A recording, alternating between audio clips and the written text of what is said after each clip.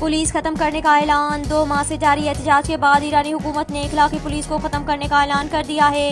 ایرانی عوام جیت گئی، حکومت ہار گئی۔ 2 ماہ سے جاری احتجاج کے بعد ایرانی حکومت نے اخلاقی پولیس کو ختم کرنے کا اعلان کر دیا ہے۔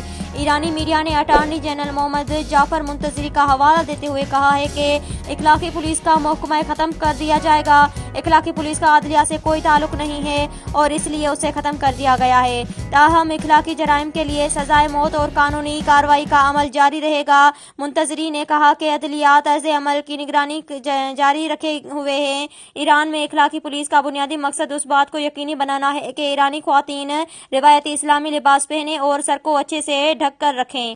واضح رہے کہ کردستان سے تعلق رکھنے والی 22 سالہ مہسا امینی کو تہران میں اخلاقی پولیس نے 13 ستمبر کو ٹھیک سے اسکارف نہ پہننے پر گرفتار کیا تھا، جو دوران حراست دم توڑ گئی تھی، جس کے بعد سے ایران میں سخت احتجاج کا سلسلہ جاری ہے، جس میں کئی شہری اپنی جان بھی کھو چکے ہیں۔